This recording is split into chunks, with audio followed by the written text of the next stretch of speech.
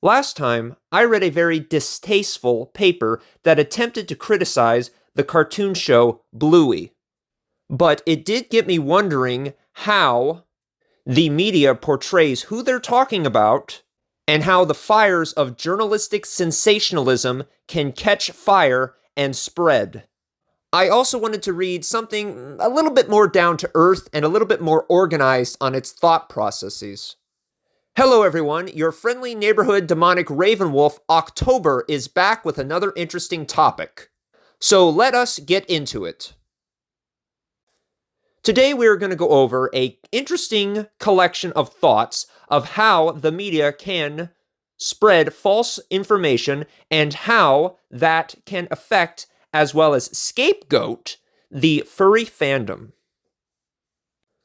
The media that does this can affect how the public perceives individuals, as well as the fandom itself, and including whole groups such as the LGBTQ plus community that the fandom accepts with open arms.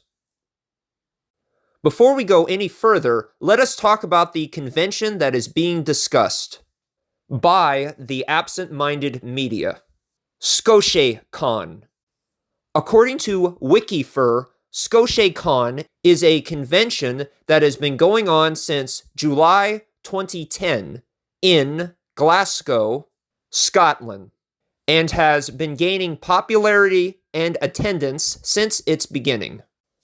Of course, since the convention has an increased popularity, like vultures to a carcass, the mass media, good and bad, have decided to descend on this community and see what this convention is truly about, at least in their limited media minds. Unfortunately, this increased interest in the convention has led to more negative media coverage. Why, you may ask? Because controversy sells and gets the clicks. And when you throw political agendas into the mix, you get a recipe for the sensational. Since media outlets, especially conservative ones, don't seem to care who they hurt in order to sell their stories, most furrycons have enacted a policy of privacy and have prevented media outlets from swarming the convention space. This, of course, is done to protect not only the fandom, but also minority groups from certain media outlets that, let's face it, have a definite agenda to discriminate and marginalize these communities. On one hand, this works perfectly, giving these communities nice and quiet, as well as peaceful places to socialize without the fear of being marginalized or discriminated against. Unfortunately, on the other hand, this privacy has allowed for the conservative media to spin their own narratives about the furry community. Remember, media outlets are desperate to get their stories out there, and the more controversial a story is, the more it will be viewed. And since the furry fandom has grown and thankfully has not allowed these media outlets within the convention space, they need to somehow come up with crazy stories to sell their narratives. Sometimes going so far to completely make up a story and spread false narratives. Insert whatever bizarro, fabricated story about litter boxes and bathrooms here, I guess. I want to make it incredibly clear that it is in fact okay to criticize the fandom. However, it is also important to know that when this is done, it is meant to discourage these types of behaviors. These behaviors that are frowned upon within the fandom can also be highlighted and put in a code of conduct to further discourage them. So with that introduction out of the way, let us get into how the media twists the narrative with media coverage of Scotiacon. In early February of 2025, Scotiacon faced an unexpected wave of media attention. What followed was a cascade of articles ranging from more sensationalized headlines to more balanced coverage. It is unfortunate that the convention faced this scrutiny, which was entirely unwarranted, and not the fault of the organizers, but it provides an opportunity to examine how the media coverage can spiral and what we can do as a community to mitigate this emerging threat. Sensationalism is definitely an emerging issue when it comes to the furry community as well as other minority groups such as the transgender community. There has been countless times where misinformation has been spread and has been put under the scope of saying, we're just asking questions, when in actuality, they're just using that as a springboard to persecute and make up stories about a group that they do not like. I also really appreciate it when the writer of this piece asks the question, what can we do about this emerging threat? And later on in the piece, we will get some solutions to the various problems that they list, which is very refreshing and is unlike most articles that just say, we have a problem, and that's kind of it. Anytime I see the media listing problems and not solutions to those problems, I'm always reminded about what Mark Twain said. Everybody likes to talk about the weather, but nobody likes to do anything about it. Which is just saying everybody likes to talk about problems and issues, but nobody likes to pose solutions to those issues. Fortunately, this piece does not go down that route and actually does list solutions. Back to the piece, the timeline and the list of articles that show how the narrative changed from one outlet to the next. And we can see how each article becomes more sensationalized and more based on outrage than the next, simply because the first article got its information wrong. Purposely, I might add. Although there are some good articles on this list, as we go further down, it's like we're descending into some kind of media madness or something. It's really weird. So, what started all this? Through no fault of Scotiacon, Andy Bevan, a freelance writer at the Sunday Post, stumbled upon the convention and saw an opportunity to stoke the anti-woke brigade that he is known for. The article, of course, being Barking Mad Furries Heading to Glasgow Convention Warned Against Species Bigotry. From the name alone, you could probably see what kind of article this is. Given the visual, unusual nature of the furry fandom and some existing negative connotations, many of which are exaggerated or outright misrepresented, he identified it as an easy target for culture war discourse. Bevan then visited the Scotiacon website, found the event's code of conduct, and wildly extrapolated its contents into a sensationalist headline. So, why would somebody want to start a culture war? First, we should say what a culture war is. We have all heard this term before be used in and out of the media. But do we really know exactly what it means?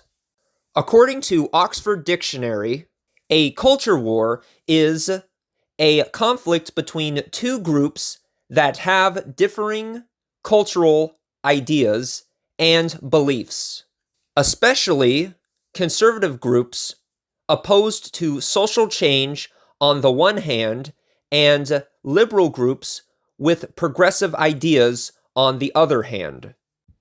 The definition that the Oxford Dictionary presents appears to be okay. However, I would say that not always is it between two groups. Sometimes it is with one group that wants a culture war, where the other group wants nothing to do with it.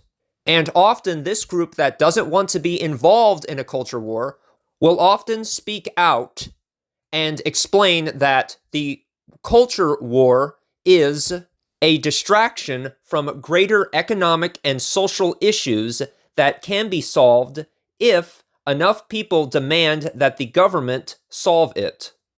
However, governments and media outlets will often champion this distraction because they need people to continue the culture war, so the government, corporation, or media outlet itself can get away with things as well as pass its political agendas onto another generation.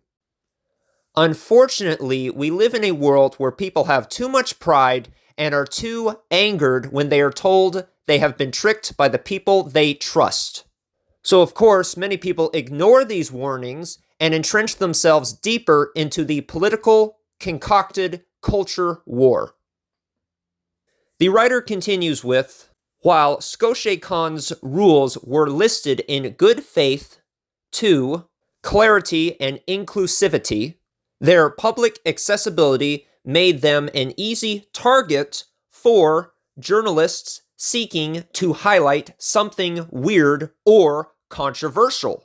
This is very disingenuous when you consider that detailed codes of conduct are standard practice across the events industry.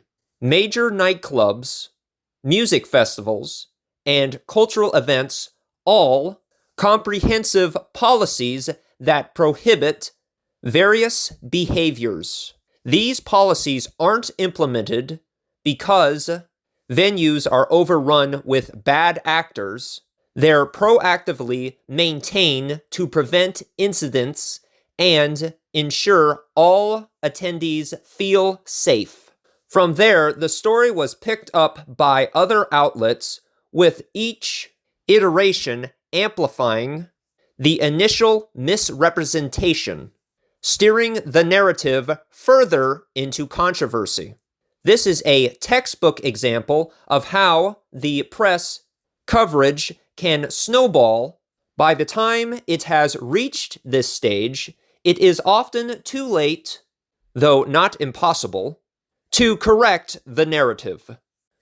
So as we can see, the journalists will often twist the narrative to fit a political agenda. Shocker, right?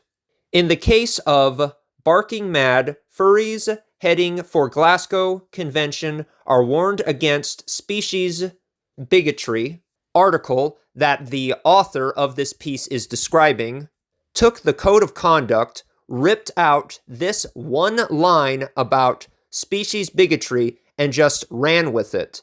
In fact, in that article, he tries really quickly to divert why there's a code of conduct and basically goes into saying that the fandom is full of bullies and dissident characters, completely ignoring why the code of conduct is there to begin with, which is why I agree with what was said in the piece we are reading today. All conventions have codes of conduct that depend and vary on the convention. To prove this point, I'm going to look at another code of conduct that is not from a furry convention. The Superhero Comic-Con Anti-Hazing Policy. If you are being harassed, notice someone else is being harassed, or have any other concerns, please contact a member of the event staff immediately. Event staff can be identified as wearing event t-shirts and staff lanyards and badges.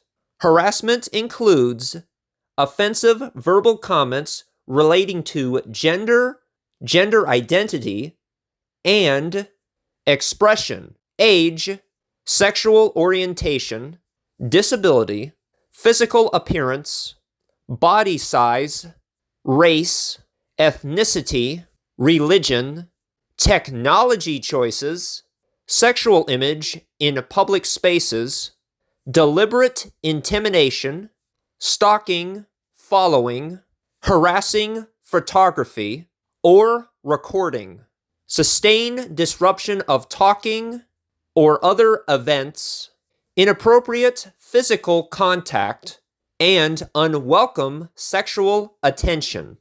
Management, celebrity talent, vendors, sponsors, volunteers, and attendees are all subjected to this anti-hazing policy. Attendees can be asked to stop harassing behavior, are expected to comply immediately, or they can be removed from the event with no refund and referred to on-site law enforcement. So as we can see, Code of Conduct highlights these behaviors to discourage them and condemn any activity that would be considered harassment at specific conventions. This is for everybody's safety. Maybe Bevan should have done more research on codes of conduct at conventions instead of just reading one code of conduct for a convention that he particularly did not like. Unfortunately, writing a truthful article was never their agenda. It was to twist the narrative about what goes on at this convention and highlight everything that they would deem not fitting to their ultra-conservative values. Before we move forward, I have a question. The Superhero Comic-Con Code of Conduct describes people will also not be discriminated against for their technology choices. So does that mean there's a lot of hostility with iPhones and Window users or something? You see the ridiculousness of it? You see it? All this press started to snowball. And this leads us to our next section in the piece, Snowballing, the Telegraph article. Once the Sunday Post set the tone, other outlets quickly followed, each escalating the narrative. By the 5th, Daniel Sanderson at the Telegraph had reframed the story into a full-blown moral panic, falsely portraying Scotiacon as a fetish event. Sanderson, whose writing history showed a pattern of anti-trans and culture war fear-mongering, cherry-picked elements from the convention's programming, twisting them to fit his angle while also focusing on the event's code of conduct, as though it was an admission of wrongdoing rather than a standard policy which has almost always been in place. Once again, I cannot stress this enough. Having a code of conduct is not an admission of guilt. It is standard practice for all conventions. It is also something that all convention attendees need to take absolutely seriously. So if you're going to claim that Scotiacon's code of conduct is an admission of guilt, you're going to have to throw all codes of conducts for all conventions under the bus as well as an admission of guilt, which would be pretty ridiculous. Also, I might want to add that the Telegraph article was not the only article that highlighted specific events at the convention, that tried to portray it in a bad light. The Barking Mad article also highlighted specific 18+ events, so we can see where the other media outlets got their ideas from. However, the Telegraph article is even worse, as it is more outlandish and tries even harder to stoke the flames of a culture war against a group of people who really just want to live their lives, as we shall see in this next section of the piece. At this stage, for Women Scotland, a known TERF group saw an opportunity to wade in either after noticing the media frenzy or being approached for comment, eager to latch onto any culture war issue, especially involving a community with a high proportion of LGBTQ+ members. They called for Saving Wildcats to sever ties with Scotiacon, using the false framing of the event to stir moral panic. Yeah, for anybody who doesn't know, TERFs are transphobic. Individuals who disguises itself and tries to legitimize itself by claiming they are merely trying to protect women and children. However, in doing this, they take rights away from other groups who are merely just trying to live their lives. It is really insane that this group and groups like them can make demands of a charity organization that really is only trying to save animals. And all because they're just sponsoring a convention that happens to have people that believe in rights for everybody. Also, the fact that this TERF group feels the need to prevent a charity organization from collecting funds shows really how deeply entrenched they are in their own culture war. If you think that's bad, the Telegraph article did something even worse. Adding on to the ethical breaches, the Telegraph also went to Scotiacon's website, downloading images they had no entitlement to and publishing them without permission, while crediting a photographer via EXIF metadata is standard practice. Outright stealing images for use in a hateful article is not. This was not only a blatant disregard for copyright, but also deeply distressing for the photographer, who had to watch their work be weaponized against the very community that they enjoy. A takedown request was issued, and within an hour, the photos were silently removed. No apology, just erased as though it never happened. This is never acceptable and shows the lack of editorial standards from the Telegraph's Scottish correspondents, Daniel Sanderson, who chose to publish vile hit piece. Yes, you heard it right. They stole photos and tried to use them to create more discourse as well as more outrage. I am really happy that the photos were taken down, but this all shows how the media will go to desperate lengths to paint a specific narrative. And sometimes those lengths are questionable, illegal, and just downright hurtful. Finally, we get to a portion of the piece which I really enjoy because it shows how well thought out this whole train of thought of this piece was. They discuss solutions to these issues that occurred and started the whole media circus. Code of conduct placement. Move detailed conduct policies to later stages of the registration platform or behind a registration portal.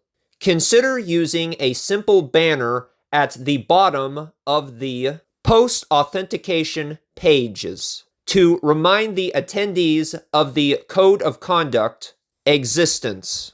Consider whether your code of conduct could be written more generically while still maintaining clear expectations for attendees. Public communications. While transparency is important in the fandom, consider where incident updates and similar communications live. Could these be moved to closed channels or member portals rather than remaining prominently on public-facing pages? If they do need to sit in the public realm, should they sit there indefinitely? Image rights protection. If you maintain an official image gallery, include clear warnings about rights being reserved and usage being prohibited for articles. Consider including specific terms with substantial penalties for unauthorized use. This often discourages misappropriation. Event signage. Prominently display that this is a private event with a reasonable expectation of privacy, entrances, and in-throughways. Include QR codes and URLs linking to press, resources, or contact information. Make it clear that registration is required and unauthorized news gathering on site may be considered trespassing. Media resources.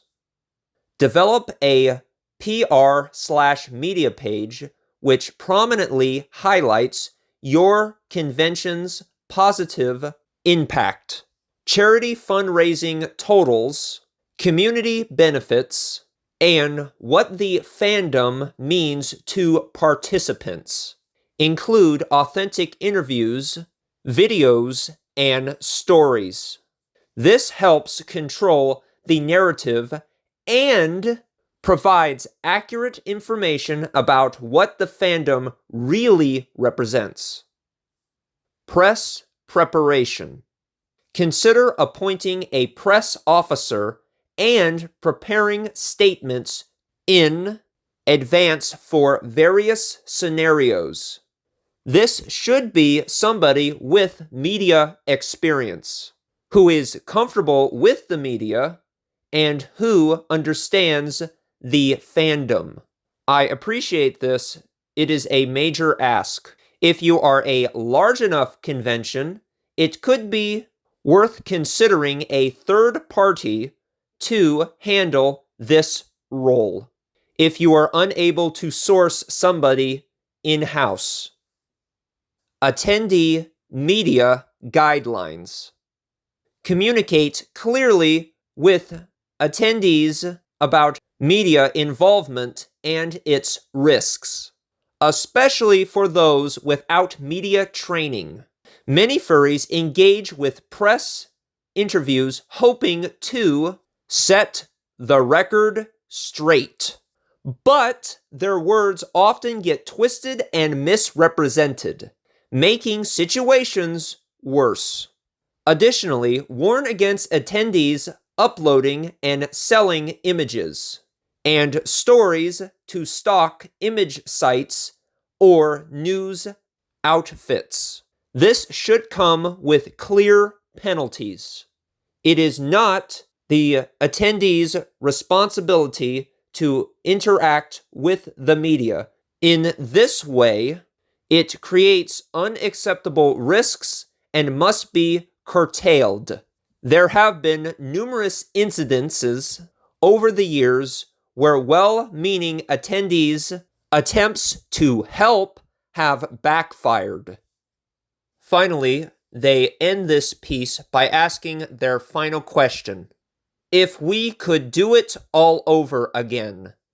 Looking back at this incident, there is not much that could have been done differently. The Scotiacon team handled an unexpected media storm with remarkable grace and professionalism. However, this serves as a wake-up call for the wider furry fandom. We need to seriously evaluate how we are perceived by the outside world and take proactive steps, protect our events and community members.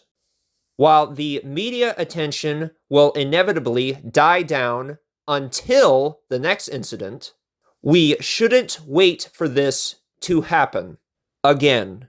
Now is the time to strengthen our approach to media relations, improve our public image, and better prepare our events for potential scrutiny. The suggestions in this article are just a starting point. The real work begins implementing these protections before they are needed. Here are my final thoughts on this piece.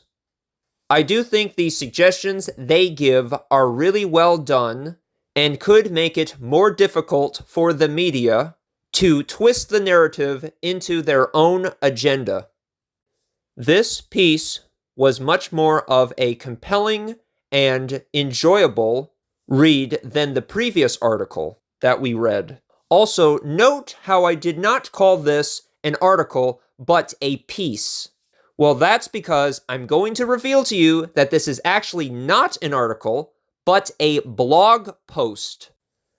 I find it really interesting, but also kind of sad that this one blog post can have more cohesive ideas as well as proposed solutions to the issues that it is talking about, when most magazines or newspapers merely want to highlight the problems and not proposed, well thought out solutions to these problems that they are mentioning.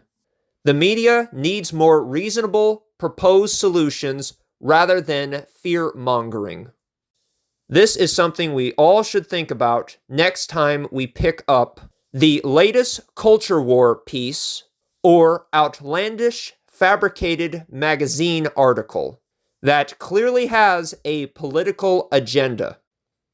But what are your thoughts about all this? Do you have any opinions about code of conduct at conventions? Was this code of conduct too specific, or is it fine? Have culture wars ever affected you or somebody you know? Let me know in the comments below. If you are interested in reading this piece yourself, I will leave a link to it in the description. Like and subscribe, and I'll be seeing you soon. Hey, if you enjoy our content, maybe you would like to help us support our channel. Every little bit helps. I would also like to give a special shout out to the amazing artist who did the extraordinary character stills we used in this video. The ever-incredible Bleptarts. Definitely check out their artwork if you get the chance. Also, if you're interested in the flittering thoughts that go upon in my brain, consider following us on Blue Sky. And thank you once again for your support.